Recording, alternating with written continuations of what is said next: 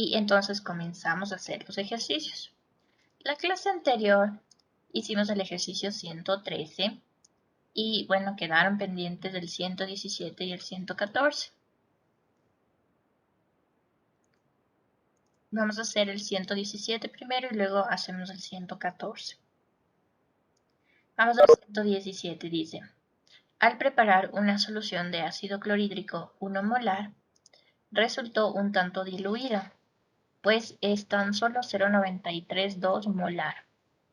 Calcular el volumen de ácido clorhídrico concentrado del 32,14% en peso y densidad 1,16 gramos por centímetro cúbico, que debe añadirse a 1 litro de esta solución diluida para que resulte exactamente 1 molar. Entonces, chicos, 3 minutos para que vuelva a leer el ejercicio, organice sus datos y más o menos entienda qué es lo que está pasando, qué es lo que estamos haciendo, ¿ya? 3 minutos y hacemos ya juntos, ¿no? Después de estos 3 minutos yo voy a preguntar aleatoriamente a alguien dentro de los participantes. Le voy a decir, por ejemplo, no sé, Jacqueline, ayúdeme presentando qué es lo que usted tiene resuelto. Entonces, para que prenda la cámara, me muestre qué tiene y así hacer un poco más de participación. Bien, entonces, porfa, haga el 117.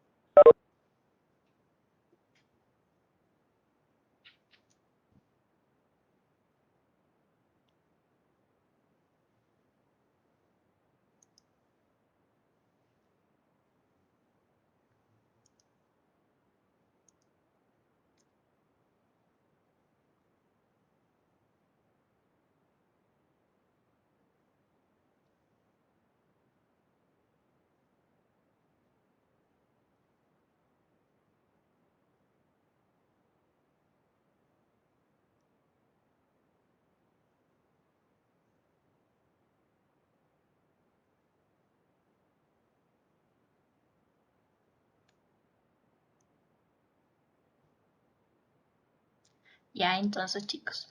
Bueno, lo importante es que entiendan qué es lo que está pasando en el ejercicio, ¿sí? Entonces, en un principio querían preparar una solución monomolar, pero algo pasó, no hubo suficiente reactivo y entonces hay una concentración menor de 0,932 molar. Para poder hacer que esta solución sea exactamente 1 molar, entonces hay que añadir una cantidad de soluto. Esa cantidad de soluto va a ser añadida a partir de una solución concentrada de cloruro de sodio de 32,14% en peso. Ahora, para poder hacer que todo esté en las mismas unidades, habría que transformar esta concentración en peso con esta densidad a una molaridad. Eso ya lo hacemos despuesito. Entonces, de esta solución concentrada tenemos que determinar cuánto del volumen necesitamos para que esta solución, que resultó un tanto diluida, sea exactamente 1 molar. Y aquí en el ejercicio hay algo que nos habíamos olvidado de leer, que es que supongamos que los volúmenes son aditivos. Y esto es importante, ¿por qué? Porque habíamos dicho que los volúmenes no son aditivos, pero que podríamos tener una aproximación bastante cercana si hacemos esta suma. Entonces,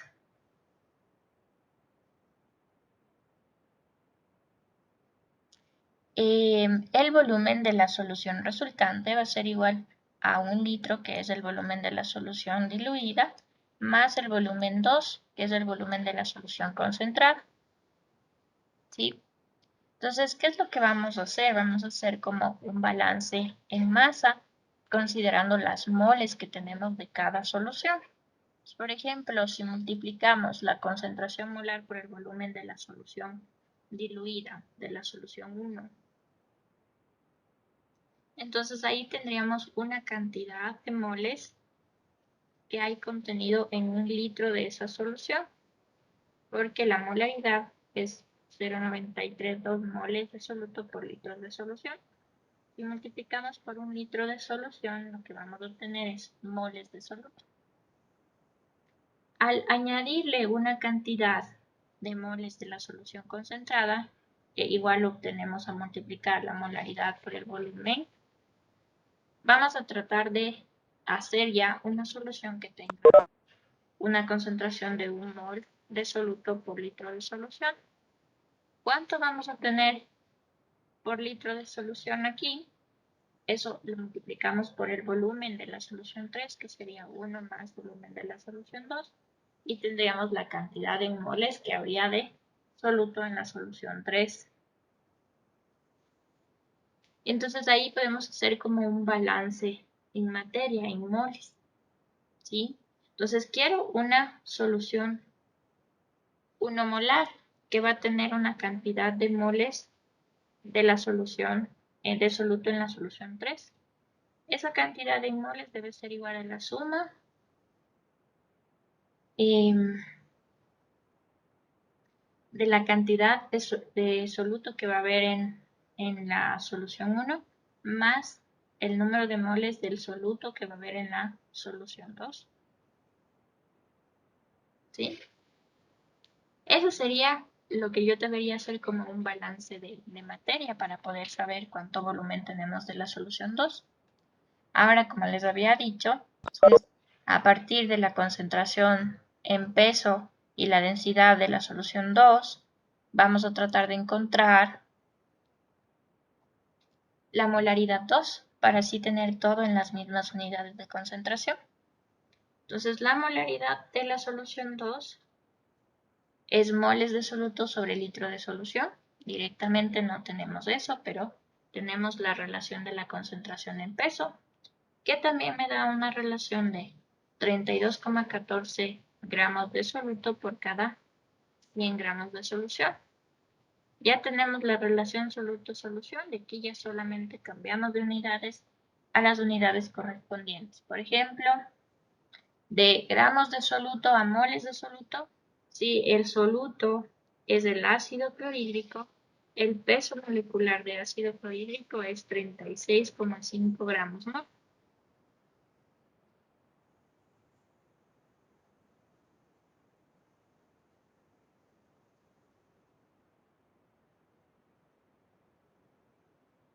¿sí?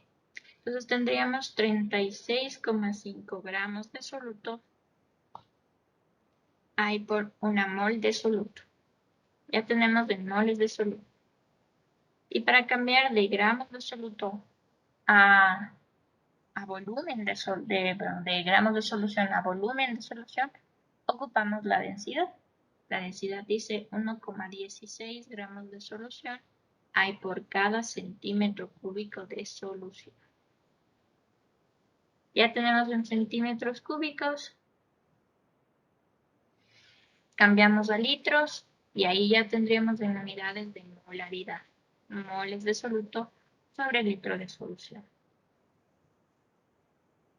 ¿Cuánto me da la molaridad, chicos? Ayúdenme con este valor.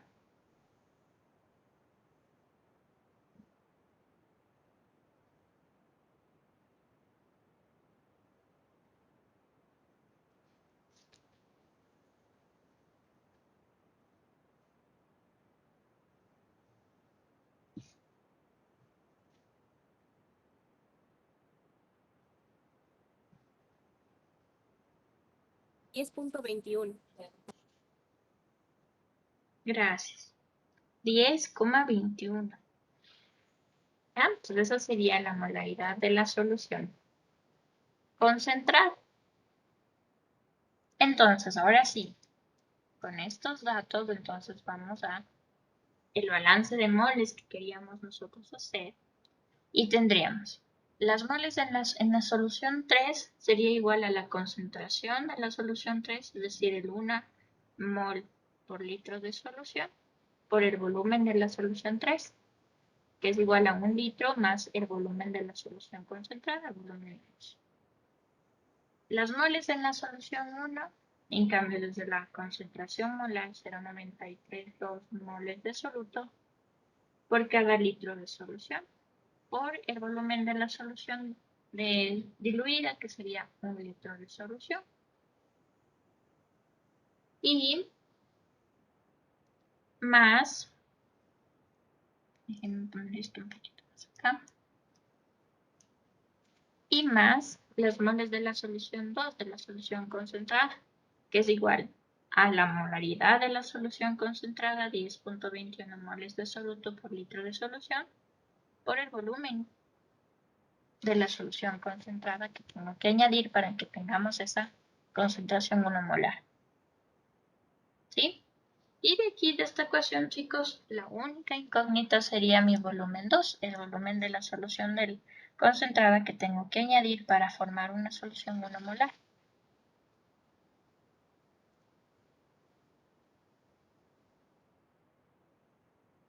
¿Sí? Aquí despejamos entonces el volumen 2 y me ayudan con el valor. El volumen 2 me va a salir en litros de solución porque todo está en unidades de litros. ¿Sí? Si es que en este caso la respuesta en centímetros cúbicos, habría que cambiar a centímetros cúbicos para comparar. Pero bueno, entre tanto, ayúdenme con el valor del volumen de la solución 2.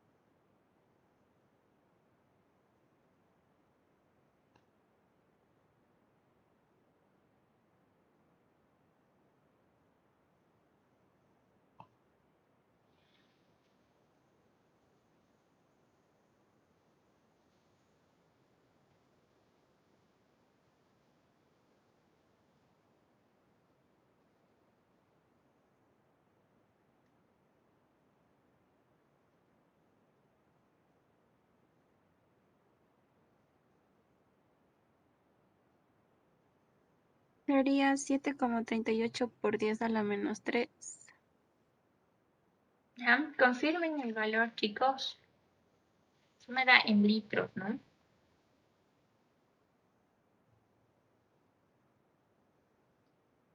Ujú. Si multiplicamos por 1000, entonces tendríamos el volumen de la solución en centímetros cúbicos.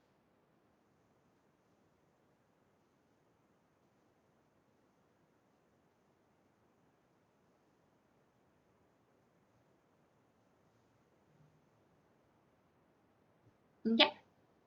¿Alguna duda, chicos? ¿Alguna pregunta sobre este ejercicio?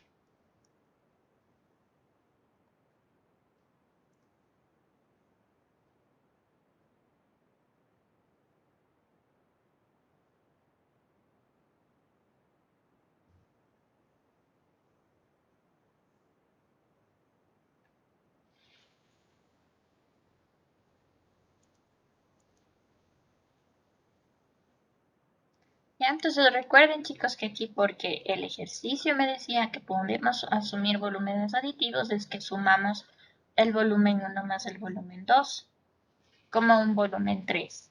Pero de ahí esto sería poco exacto, ¿no? Porque ustedes saben que no se puede sumar volúmenes de soluciones, al menos de soluciones diferentes o de solutos de diferentes concentraciones de soluto. Entonces, pero sí es una buena aproximación asumir volúmenes aditivos.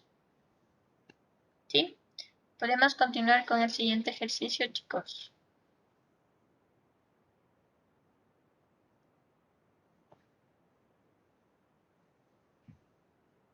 Ajá.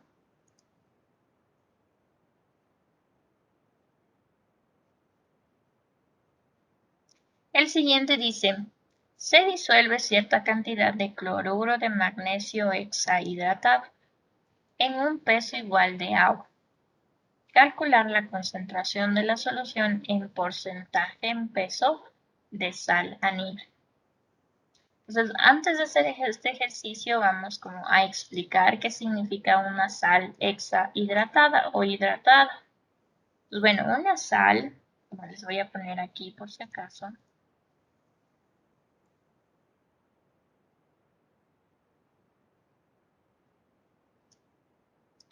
cloruro de magnesio, por ejemplo, esta sal, es un compuesto que se presenta en estado sólido, es más o menos como la sal de mesa, como la sal común, ¿sí? Ese aspecto que tiene blanquecino, etc. Entonces, ¿qué es lo que sucede cuando se obtiene esta sal? Esta sal se obtiene por cristalización de soluciones saturadas. Es decir, digamos que se hace una solución muy saturada a una temperatura alta y se deja enfriar. Al dejarse enfriar va precipitando una cantidad de soluto. Pero chicos, imagínense que cuando esta sal va cristalizándose, por el modo de cristalizar, la forma geométrica de cristalizar, puede ser que deje atrapada en su estructura moléculas de agua. Y ahí es cuando se llaman sales hidratadas. Estas sales hidratadas contienen en su estructura interna, la interna del sólido, una cantidad de agua, una cantidad de moléculas de agua. Eso es lo que se conoce como una sal hidratada. No es que la sal esté como en acuosa, como líquido, no, sino que es igual, sólida, pero internamente en su estructura tiene unas moléculas de agua. ¿Sí? Entonces, en este caso tenemos igual una sal hidratada y a esa sal hidratada o con esa sal hidratada vamos a hacer una solución. ¿Y por qué hacemos este tipo de ejercicios, chicos? Porque realmente en las casas comerciales, en los proveedores, muchas veces se tiene sales hidratadas porque es como lo más fácil que presentaría una sal para solidificarse. Entonces siempre vamos a tener sales hidratadas de venta en nuestros proveedores. Entonces para saber cuánto vamos a necesitar de sal, hay que considerar la estructura también de la sal hidratada, ¿sí? Entonces, vamos a primero identificar cómo vamos a nombrar a cada una de estos. Entonces, tendríamos una sal hidratada. Esto lo vamos, SH va a ser nuestra sal hidratada.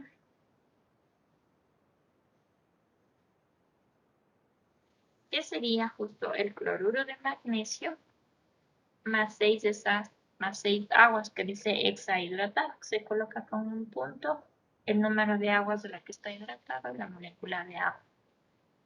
Esa va a ser nuestra sal hidratada. Y la sal anhidra, pues es la sal sin agua.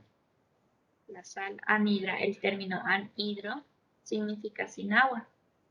Entonces nuestra sal anhidra va a ser solamente el cloruro de sodio.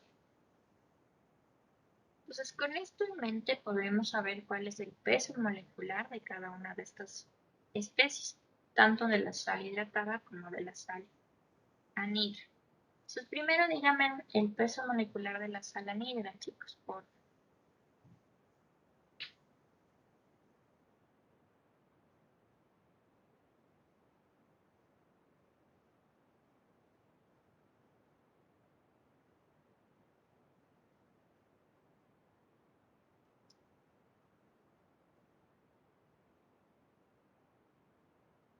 es decir, solo del cloruro de magnesio.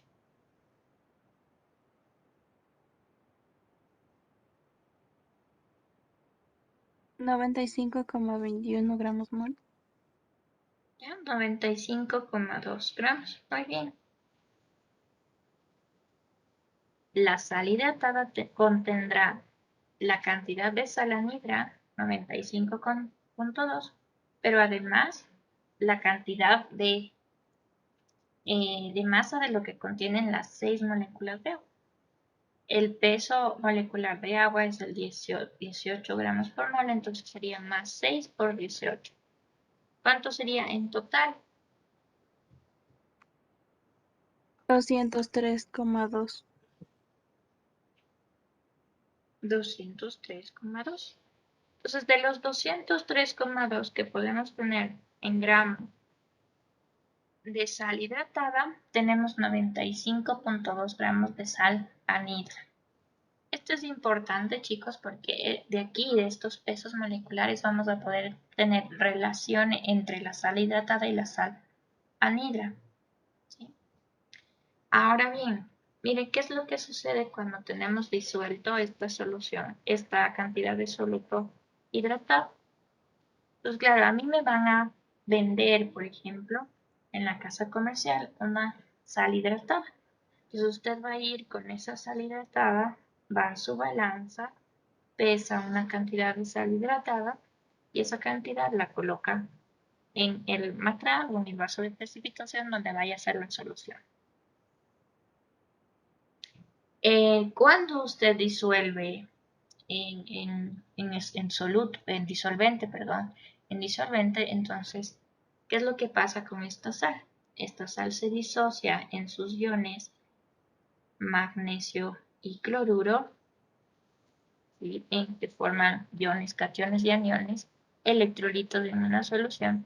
Y claro, en ese momento, pues, la estructura del cristal ya no está sólida, sino que ya se disocian esos cationes y aniones y liberarían entonces la cantidad de agua.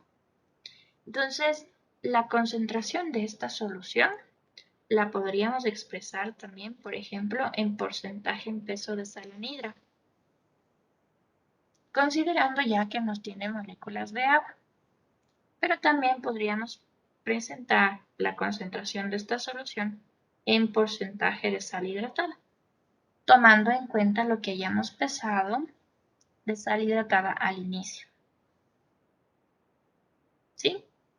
De cualquiera de las dos podríamos expresar la concentración de esta solución, solo que hay que entender que sal anhidra solamente sería el cloruro de magnesio y sal hidratada sería el cloruro de magnesio hexahidratado con 6 moléculas de agua. ¿Sí? Ahora bien, chicos, en el ejercicio, vamos a volver a leer el ejercicio, nos dice se disuelve cierta cantidad de cloruro de magnesio hexahidratado en un peso igual de agua. Entonces, cierta cantidad de cloruro de magnesio, podríamos decir X gramos de cloruro de magnesio hexahidratado, X gramos de sal hidratada, y en la misma cantidad de disolvente, es decir, en X gramos de disolvente. Entonces yo llamé X a mi cantidad, a mi cierta cantidad. Y como es la misma cantidad de agua, entonces X gramos de agua también. Usted puede haber asumido también cualquier otro valor. Puede haber dicho, si tengo 100 gramos de sal hidratada, también tengo 100 gramos de disolvente. Si tengo 1 gramo de sal hidratada, también tengo 1 gramo de disolvente. Lo único que hay que considerar es que dice el mismo peso de agua. El mismo peso de agua hay de cantidad de sal hexahidratada. Yo le he llamado X a esa cantidad. Considerando X, entonces, la masa de la solución. ¿A qué es igual la masa de la solución? Lo que coloque de sal hidratada más lo que coloque de disolvente. Eso va a sumar entonces, esto sería la masa de solución, que sería igual a 2 veces X gramos de solución. ¿Sí? Ahora bien, dice, exprese la concentración en porcentaje en peso de sal anhidra. ¿Qué sería la concentración de porcentaje en peso de sal anhidra? Sería la masa de sal anhidra sobre la masa de solución. Por sí. Pero directamente yo no tengo la concentración o no tengo la cantidad de sal anhidra, pero tengo la cantidad de sal hidratada. Entonces vamos a cambiar de sal anhidra a sal hidratada y también a reemplazar la masa de la solución. Entonces, primero entonces partimos de X gramos de sal hidratada y vamos a cambiar a gramos de sal anhidra. Dividimos para la masa de la solución, que sería 2X gramos de solución. ¿Ya? Ahora sí cambiamos entonces. ¿Cómo cambiamos de sal hidratada a sal anhidra? Y aquí viene la relación de pesos moleculares. ¿Qué me dice la relación de pesos moleculares? Mire, dice, por cada 203.2 gramos de sal hidratada, se contiene 95.2 gramos de sal anhidra.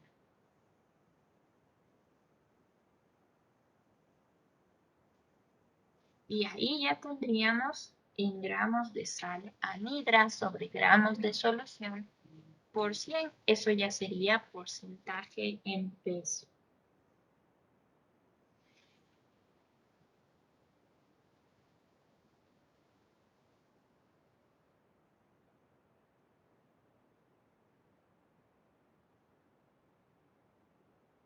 ¿Sí? ¿Cuánto sería el porcentaje en peso, chicos, en sal anhidra? Ayúdenme con ese cálculo.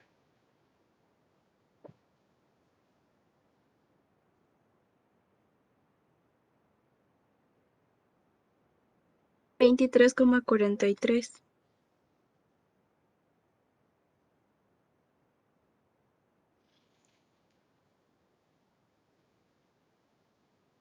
¿Ya? Muy bien, chicos, miren. Y esta es es un resultado que era bastante, que está bastante coherente, digamos así. Porque imagínense que tiene una cantidad de sal hidratada y lo pone en solución. Cuando esté en solución, como liberamos las aguas que están contenidas en la sal hidratada, vamos a tener menos cantidad de sal, tal cual, de cloruro de magnesio en este caso. Por eso es que tenemos este porcentaje en peso. ¿Cuánto sería el porcentaje en peso si estuviéramos hablando en porcentaje en peso de sal hidratada, por ejemplo, en este mismo caso? poniendo la misma cantidad tanto de sal hidratada como de disolvente. ¿Cuánto sería el porcentaje en peso? ¿Cuánto?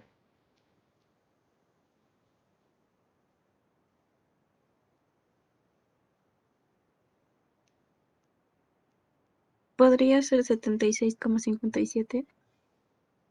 76, ¿por qué? Haciéndole la solución toda que valga el 100% o no.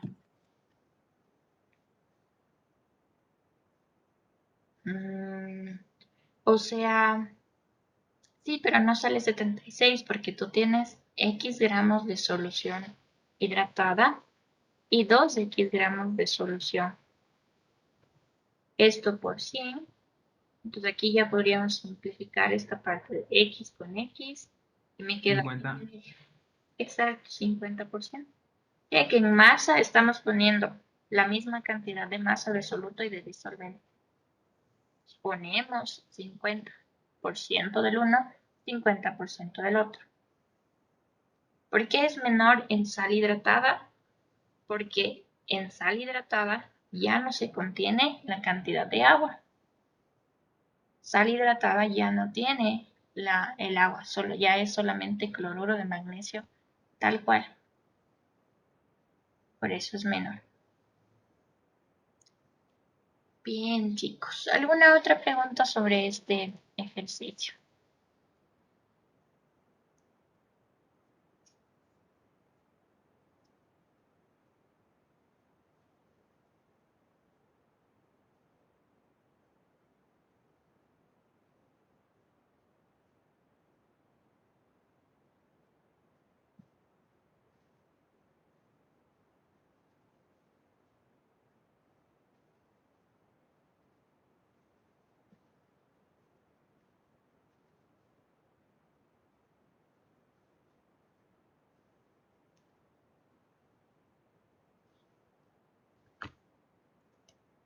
¿No hay dudas? ¿No hay preguntas?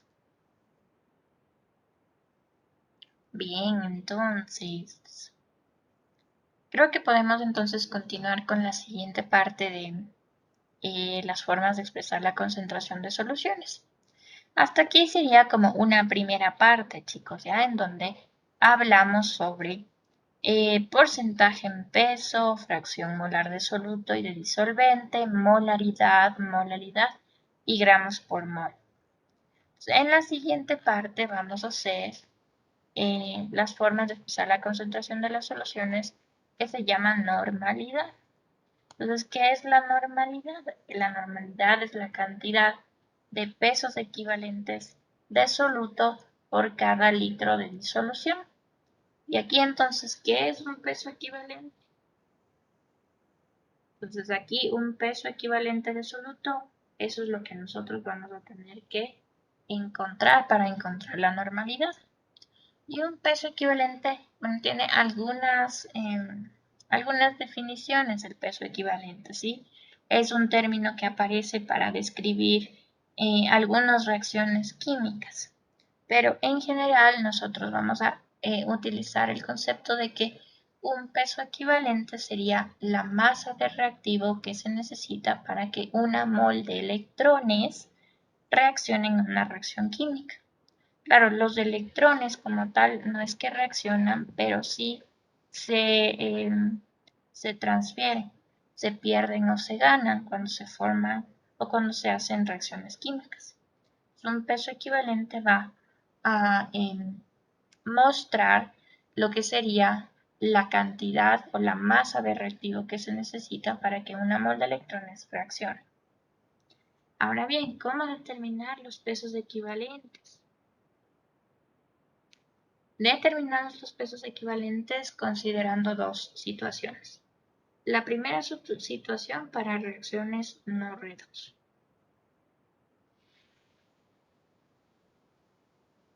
Cuando consideremos situaciones de reacciones no redox, es decir, que ninguno de los elementos de los compuestos que estén participando en la reacción química cambien el estado de oxidación, pues hay que analizar si el compuesto es ácido, si el compuesto es una base o si el compuesto es una sal y dependiendo de eso, pues determinamos los pesos equivalentes, que ya vamos a ver cómo se determina.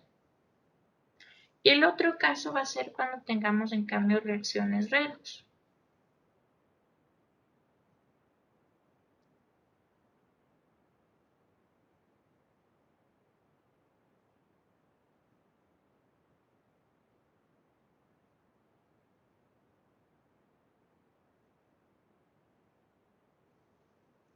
¿Cuándo es una reacción redox? Una reacción redox es cuando tenemos algún cambio del estado de oxidación de alguno de los elementos de los compuestos que estén participando en la reacción química. Si hay cambio de estado de oxidación, eso es una reacción redox. ¿Sí? Entonces vamos a tener dos situaciones.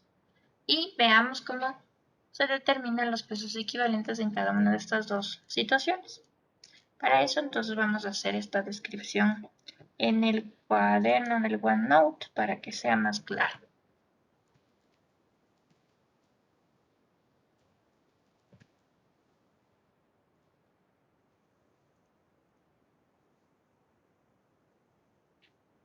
Entonces, la determinación de pesos equivalentes vamos a tener primero para reacciones no redox, en donde hay que distinguir, hay que clasificar el compuesto, ya sea como un ácido, como una base o como una sal.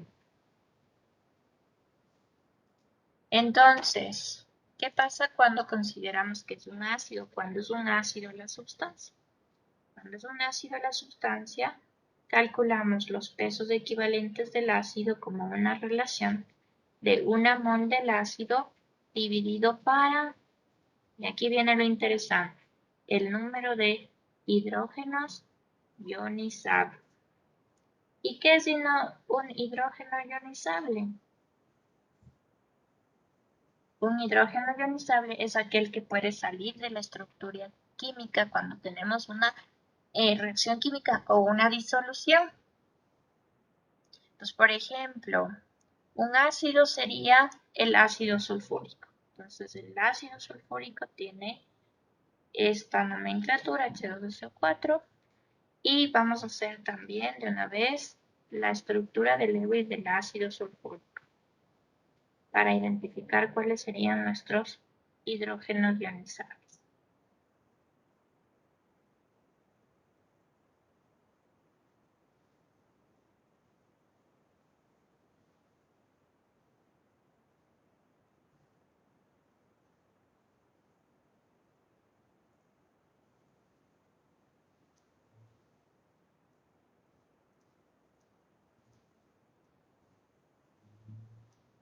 ¿Sí? Entonces, ¿cuáles son los hidrógenos ionizables, chicos? Los hidrógenos ionizables son aquellos que están unidos a los oxígenos y están siempre en las periferias, es decir, estos hidrógenos. Estos hidrógenos pueden salir de la estructura como hidrógenos ionizables, hidrógenos positivos. Esos son hidrógenos ionizables.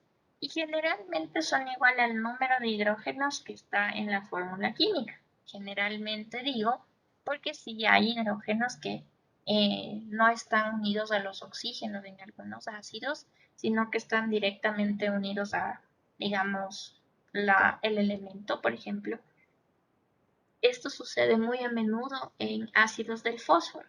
Entonces van a haber hidrógenos que van a estar unidos al fósforo. Esos no son hidrógenos ionizados. Los que están unidos al oxígeno, esos son hidrógenos ionizables. ¿Sí? Entonces, en este ejemplo del ácido sulfúrico, podemos decir que un peso equivalente del ácido va a ser igual a 1 mol del ácido dividido para ¿cuánto? Para 2, porque 2 son nuestros hidrógenos ionizables. Y entonces, chicos, puedo expresar el peso equivalente en moles y en gramos. En gramos reemplazando el peso molecular, es decir, 1 mol de ácido, con su peso molecular. Es decir, 1 mol de ácido sulfúrico pesa 98 gramos. dividimos para 2 y 49 gramos de ácido es un peso equivalente de ácido, en este caso de ácido sulfúrico. ¿Sí? O también puedo pasar ese 2 a multiplicar por los pesos equivalentes y tendría una relación igual. 2 pesos equivalentes es igual a 1 mol de ácido. Y tendríamos para el ácido sulfúrico una relación en gramos de pesos equivalentes y una relación en moles de pesos equivalentes. ¿Sí? Entonces, nuevamente, chicos, hidrógenos ionizables son aquellos que pueden salir de la estructura del ácido, que están unidos generalmente a los oxígenos en las periferias y coincide, digamos, con muchas veces, en muchos de los casos, con el número de hidrógenos de la fórmula química. Solo hay que tener cuidado con los ácidos del fósforo. Probablemente en los ácidos del fósforo puede haber algunos que no coincidan que el número de hidrógenos de la fórmula sea el número de hidrógenos que sale de la estructura. Sí, puede ser.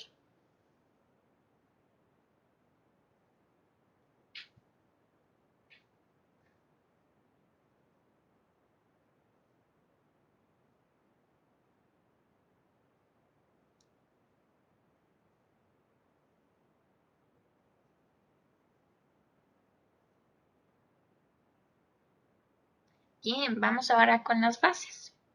Ahora, para determinar los pesos equivalentes de la base, un peso equivalente de la base va a ser igual a 1 mol de la base dividido para el número de OHs de la base de iones de hidroxilo. ¿Ya? Entonces, por ejemplo, si tenemos la base hidróxido de aluminio, ¿cuántos hidróxidos tiene esta base del hidróxido de aluminio?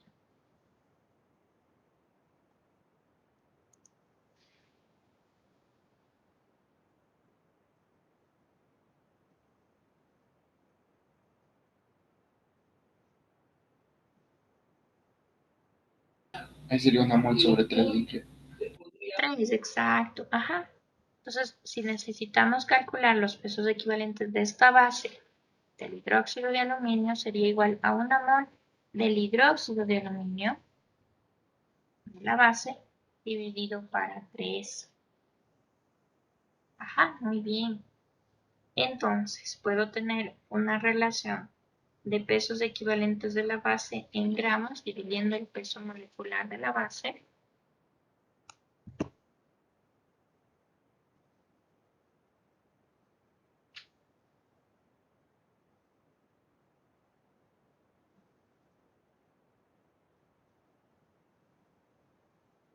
Que sería 78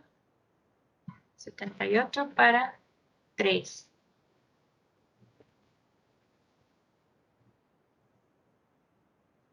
Es decir, un peso equivalente de esta base del hidróxido de aluminio pesa 16 gramos de hidróxido de aluminio.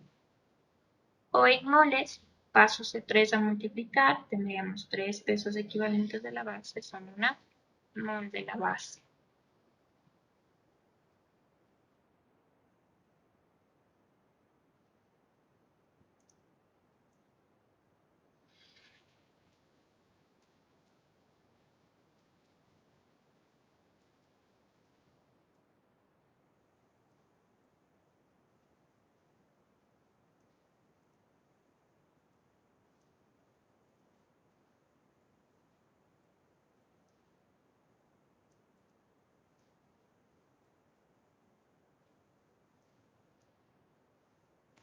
Muy bien, vamos ahora entonces a la sal.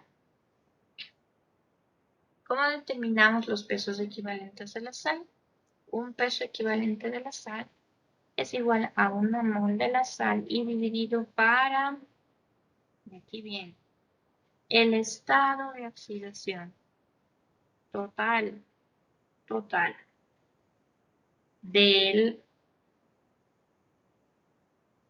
metal o del catión. metal o cation. Y ojo que digo total, ¿sí? Ojo que digo total. Entonces, por ejemplo, si tenemos una sal como el sulfato de sodio,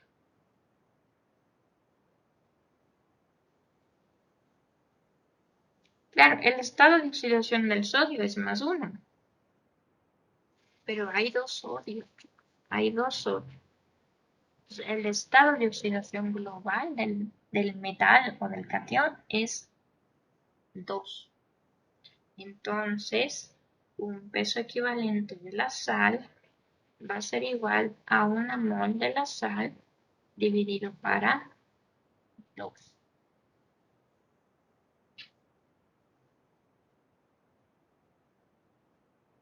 Entonces, en una relación en gramos,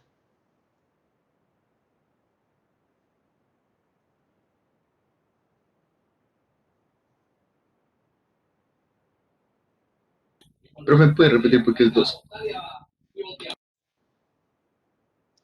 es 2 porque dice el estado de oxidación global, total, del metal o del cation. Aquí el cation es sodio, sí. El estado de oxidación del sodio es +1, sí. Pero hay 2 sodios. En total, entonces, el estado de oxidación de todo el metal sería +2. Por eso dividimos para 2.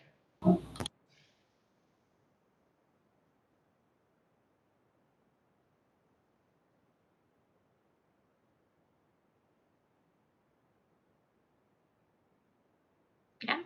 Entonces, si queremos una relación de peso molecular en masa, entonces dividimos el peso, una mol de esta sal, que sería igual a 142, dividido para 2, serían 71 gramos.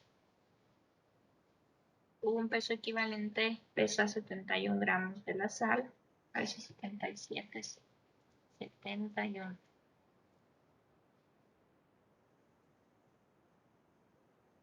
O en moles pasamos a multiplicar ese 2 y tendríamos 2 pesos equivalentes de la sal, que es 1 mol de la sal.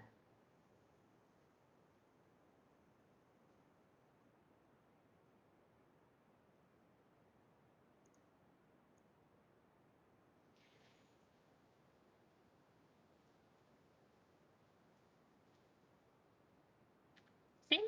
Entonces, esta sería la primera parte de cómo determinar pesos equivalentes en el caso que tengamos reacciones no redox. Reacciones en donde no haya cambio en el estado de oxidación. Veamos ahora cómo hacer para cuando tenemos reacciones redox. Cuando tenemos reacciones redox, quiere decir que hay cambio de estado de oxidación. ¿Sí? Quiere decir que hay pérdida o ganancia de electrones, es decir, que hay un proceso de oxidación y reducción. Por lo tanto, van a ver o van a aparecer el término de agente oxidante y agente reductor. Entonces, al agente oxidante, el agente oxidante lo voy a poner AO. Y el agente oxidante es el que hace que la otra especie se oxida, reduciéndose a alguno de sus elementos. Y el agente reductor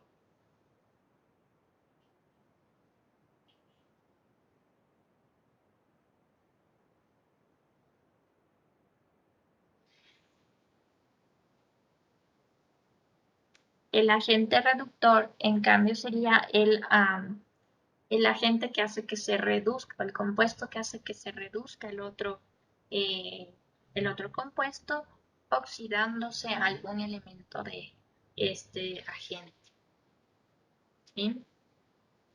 Entonces, ¿cómo vamos a determinar los pesos equivalentes? Pues los pesos equivalentes vamos a tener un peso equivalente de agente oxidante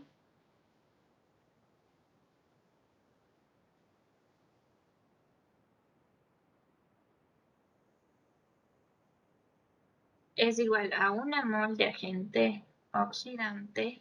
Y aquí viene lo interesante para la parte de pesos equivalentes en reacciones reales. Dividido para el número de electrones transferidos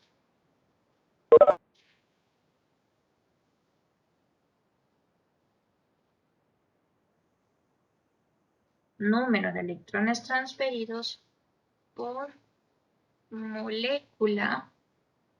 Aquí siendo más específicos todavía voy a poner por una molécula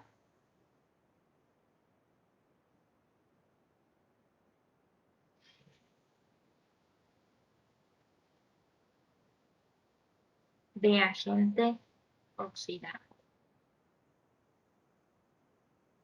¿Y cómo determinamos los pesos equivalentes de un agente reductor? Entonces, un peso equivalente de agente reductor es igual a 1 mol de agente reductor dividido para el número de electrones transferidos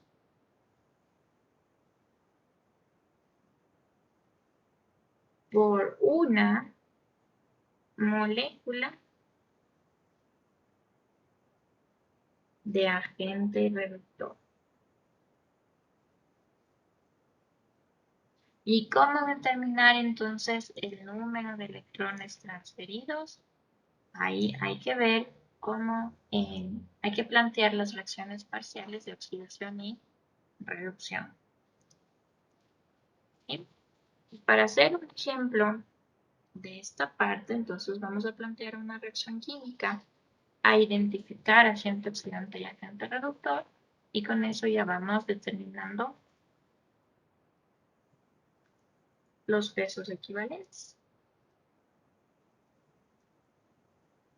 Entonces voy a plantear aquí la reacción química.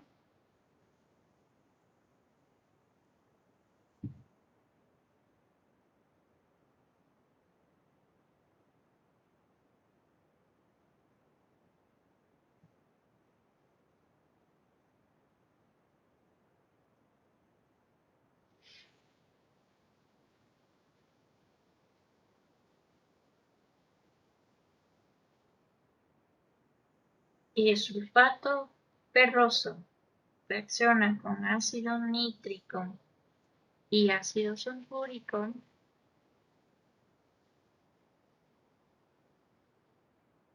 para dar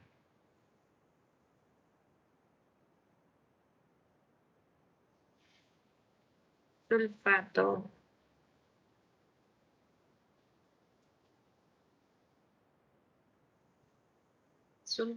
férrico más monóxido de nitrógeno y más agua.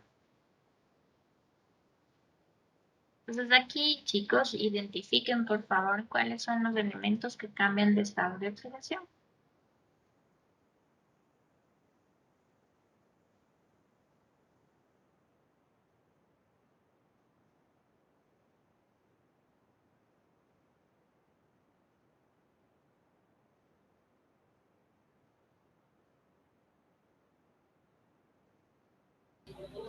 El hierro sería el oxidante, profe. Ya, el hierro primero sí cambia de estado de oxidación, no cambia de +2 a +3. Cambiar de +2 a +3, el hierro está sufriendo un proceso de oxidación, por lo tanto sería agente reductor. ¿Cuál es el otro que cambia el estado de oxidación? El nitrógeno. Con el nitrógeno. El 5 más 2. De +5 a +2. Al cambiar de un 5 a +2, está sufriendo un proceso de reducción. Por lo tanto, este es el agente oxidante. ¿Ya? Entonces identificamos primero agente oxidante, o no, podemos poner sí, agente oxidante. Agente oxidante sería el ácido nítrico. Y agente reductor sería el sulfato ferroso. ¿Sí? Ahora, planteando las fracciones parciales de óxido-reducción, tendríamos el nitrógeno del ácido nítrico, que es nitrógeno más 5, pasa a nitrógeno más 2 en el monóxido de nitrógeno. Para que esto suceda, el nitrógeno tiene que haber ganado 3 electrones. En total se transfieren 3 electrones por cada molécula de ácido nítrico. Entonces, un peso equivalente de ácido nítrico, que sería agente oxidante, sería igual a 1 mol. Y ojo, el agente oxidante es todo el ácido nítrico. 1 mol de ácido nítrico dividido para 3, porque 3 son los hidrógenos, perdón, el número de electrones que se transfiere.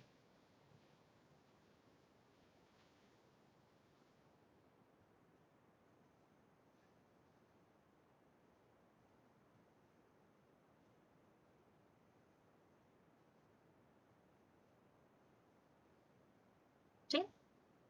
Y aquí pues podemos otra vez expresar esto en gramos, es decir, un peso equivalente de agente oxidante. El peso molecular del ácido es 73, es decir, 21 gramos de agente oxidante. O pasando a multiplicar ese 3, tendríamos que 3 pesos equivalentes de agente oxidante es 1 mol de agente oxidante, ¿no? Todo el agente oxidante, ojo, el agente oxidante es todo, no solo el nitrógeno, que es el que cambia de estado de oxidación, no, todo el ácido nítrico.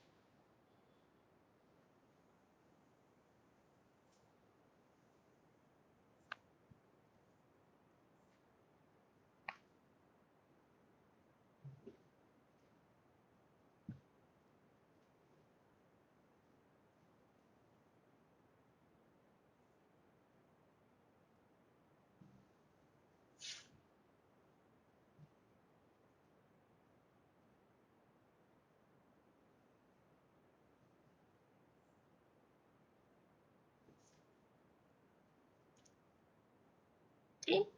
Vamos entonces al agente reductor. Entonces, analizando el agente reductor tenemos hierro. Cambia de más 2.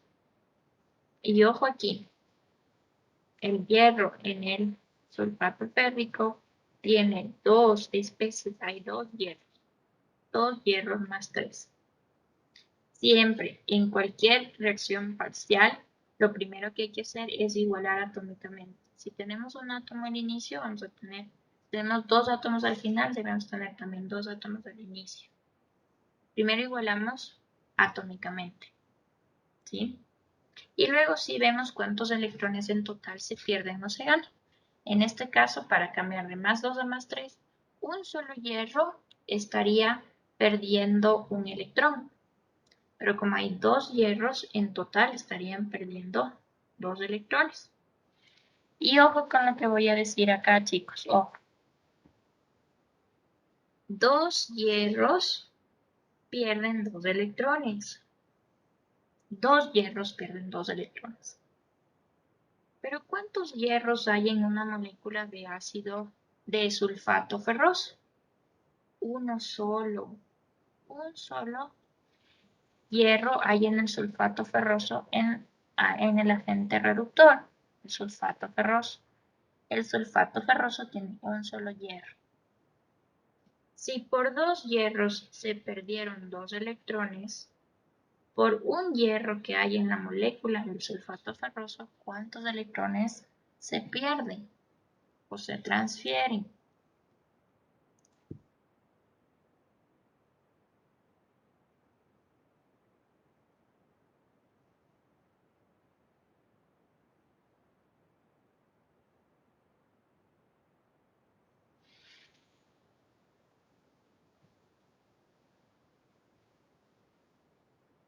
¿Cuántos, chicos? Si por 2 hierros de sulfato, si por 2 hierros se pierden 2 electrones, por un hierro en el sulfato ferroso, ¿cuántos electrones se pierden? 1. Exacto, uno solo. Uno solo es el que se transfiere.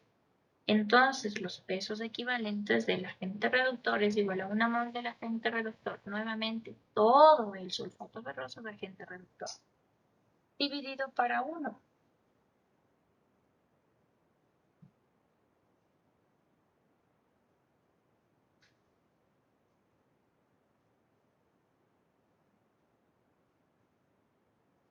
Que 1 es el número de electrones que se transfiere por molécula, por una molécula del agente reductor.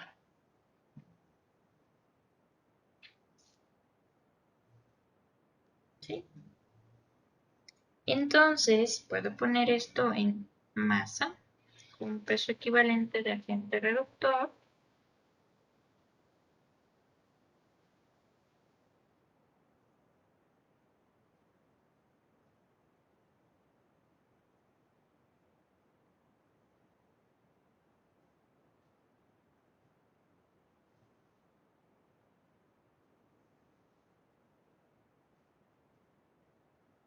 Que sería 152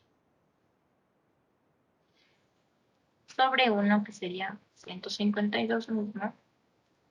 Esto sería 152 gramos de agente reductor, sulfato ferroso, o un peso equivalente de agente reductor es igual a 1 mol de agente reductor.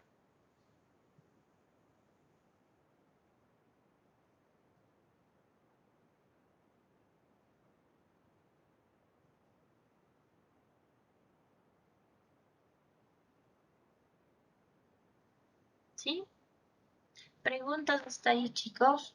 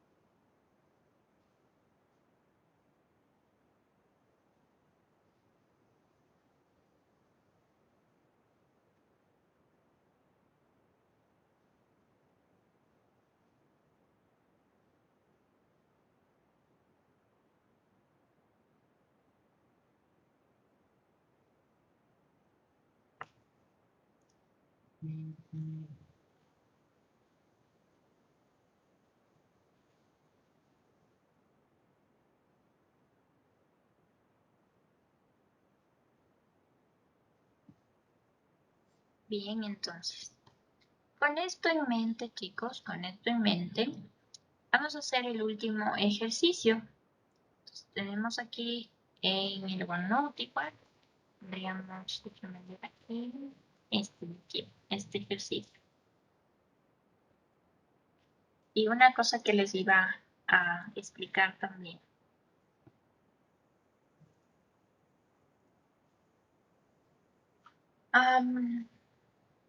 Una misma especie, un mismo compuesto puede tener diferentes relaciones de pesos equivalentes. ¿Sí? ¿Por qué? Por ejemplo, aquí el ácido nítrico en esta reacción química donde hay un cambio de estado de oxidación, 3 pesos equivalentes del ácido es igual a 1 mol del ácido. Pero ¿qué pasa si es que tenemos ácido nítrico, pero en una reacción no redox, en una reacción en donde solo se considere como ácido? Entonces, si se considera solo como ácido, como en una reacción que no hay cambio de estado de oxidación, ¿cuántos hidrógenos ionizables tendría el ácido nítrico? Uno solo. Y entonces, si quisiéramos poner su equivalencia en pesos equivalentes, tendríamos que un peso equivalente de este ácido es igual a 1 mol del ácido.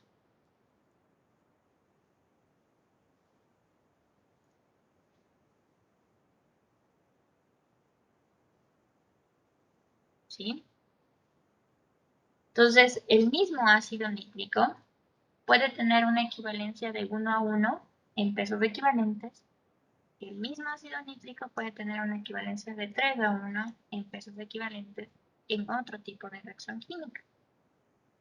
Entonces, una misma sustancia puede tener diferentes valores de pesos equivalentes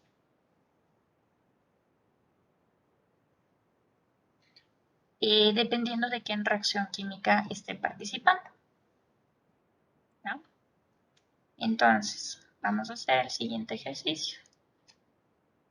El siguiente ejercicio dice, ¿cuántos gramos de permanganato de potasio se necesitan para preparar 1 litro de solución 0,01 normal que se ha de utilizar como agente oxidante en las siguientes reacciones? Y se ve que aquí está utilizando el permanganato de potasio en esta reacción química y el permanganato de potasio en esta otra reacción química. ¿Sí? Entonces, primero pues analizamos si es que es una reacción redox. Y seguramente es una reacción redox porque tendríamos aquí del permanganato, el estado de oxidación es +7 y cambia a manganeso +2. Entonces sí hay cambio de estado de oxidación. Abajo también el permanganato es +7 y en cambio pasa a manganato. En el manganato el estado de oxidación del manganeso es 6. Sí cambia el estado de oxidación. Entonces, analizando cómo es el cambio de estado de oxidación, tendríamos, por ejemplo, el manganeso va a pasar de +7 a manganeso +2. Para pasar de +7 a +2 debió haber ganado 5 electrones. ¿Cuál es la equivalencia para 5 electrones? Un peso equivalente de este que sería un agente oxidante, todo el agente oxidante, todo el permanganato de potasio, sería igual a 1 mol del permanganato de potasio dividido para ¿cuánto? Para 5. 5 son los electrones transferidos. Mientras que acá el manganeso cambia de +7 a manganeso +6 y solo ganaría de +7 a +6, ganaría un solo electrón. ¿Qué quiere decir? Que un peso equivalente del permanganato de potasio en esta reacción química sería igual a 1 mol de permanganato de potasio dividido para 1, porque solo 1 es el electrón transferido en esta reacción química. ¿Sí? Y miren, aquí se ve claramente como un mismo compuesto, permanganato de potasio, permanganato de potasio. Tiene diferentes relaciones de pesos equivalentes porque participa en diferentes reacciones químicas. ¿Sí? La misma cantidad de moles transferidos que tenemos en esta no es la misma cantidad que vamos a tener de moles de electrones transferidos en la otra. Por eso varían los pesos equivalentes. ¿Sí? Bien, chicos. Creo que nos vamos a quedar hasta ahí. La siguiente clase hacemos el ejercicio ya cuánto se necesita para preparar 1 litro de solución. Por ahora ya tenemos identificado cuánto es la relación en pesos equivalentes. ¿Sí? Entonces, bien, vamos a ir entonces al aula virtual.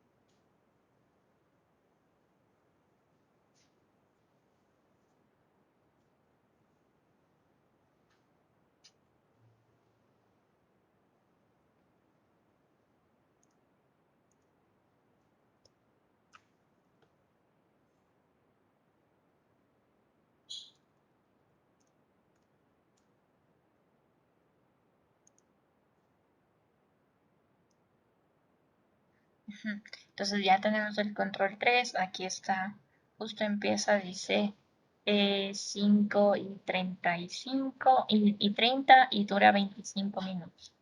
Voy a habilitarles ya desde ahorita con una duración de 25 minutos para que ya podamos hacerlo desde ahorita.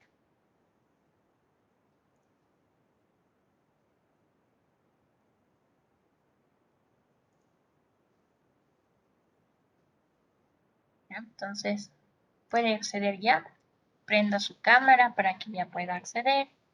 Esté pendiente que voy a mandar un sondeo que va a servir como asistencia al control número 3. No se olvide, vaya prendiendo las cámaras, por favor.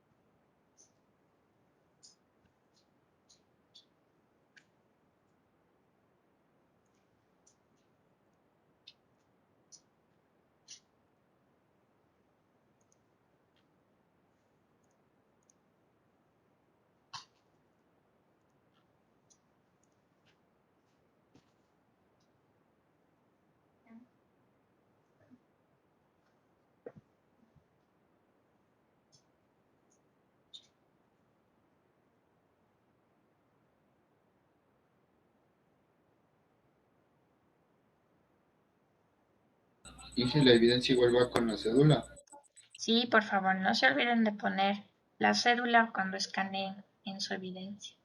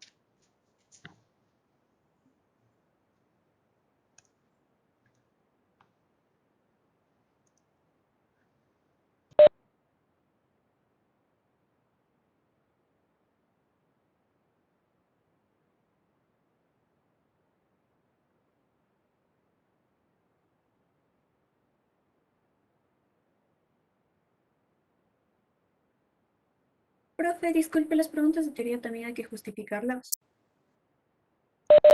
Sí, recuerde que cualquier cosa que pueda pasar con el sistema, la única forma de verificar si usted está en lo correcto o no es su evidencia. Si no hay nada en su evidencia, entonces no tendría derecho a reclamar.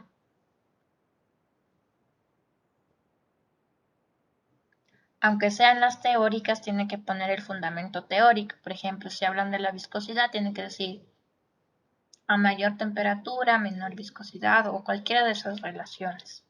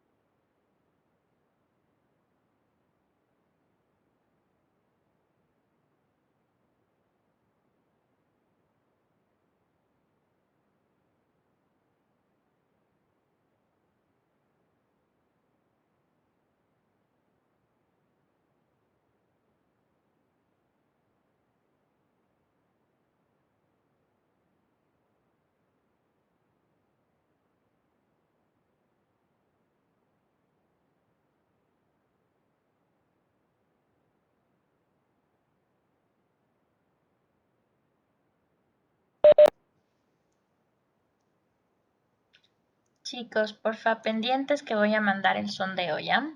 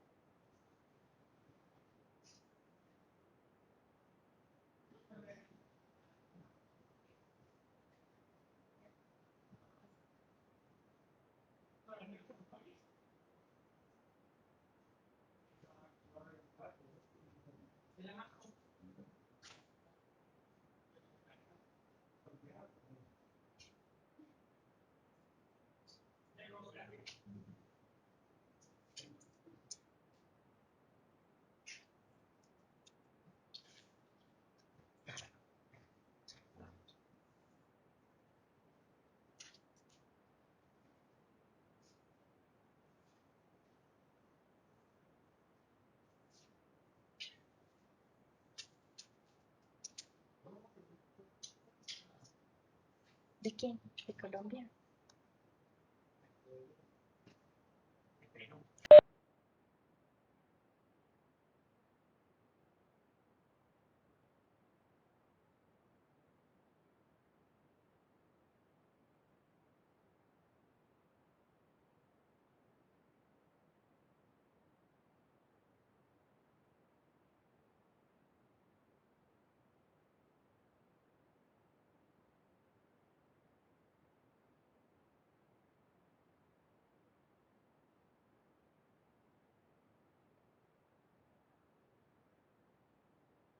Profe, voy a ir a ver la cédula. No, chicos, no hay problema.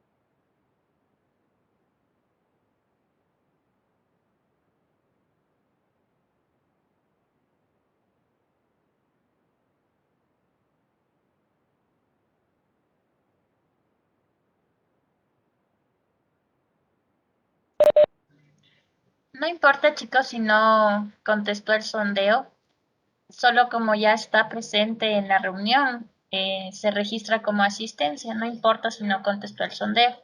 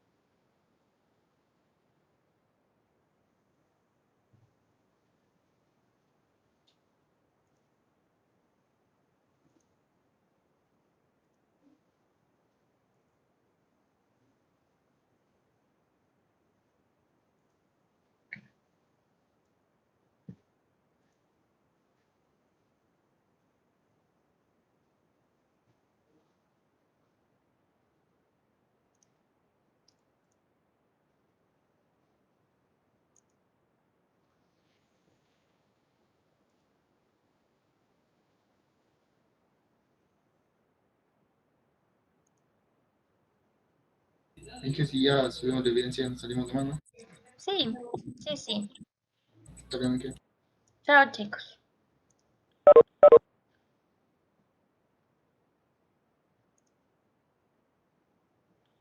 Inge, Dime.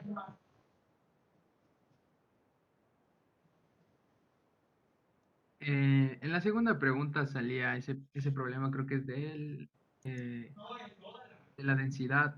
Y, o sea, bueno, yo me salió básicamente la respuesta, pero, o sea, reemplazándole sí me sale la que es la mía y eh, en en la plataforma creo que está mal puesta.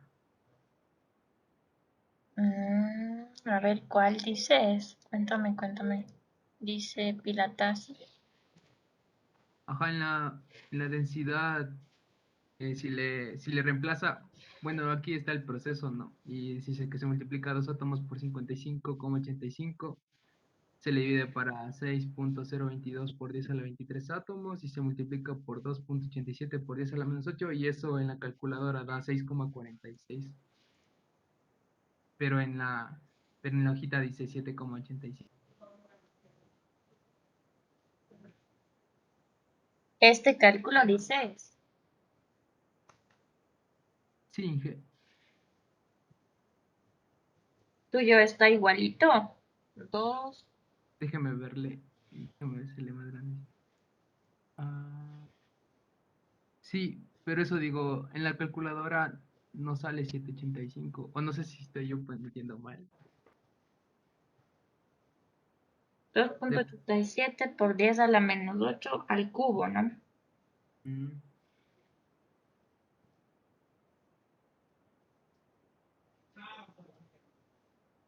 785 sale.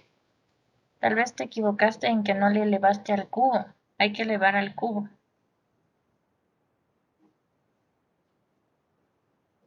Una preguntita, profe. Ujú.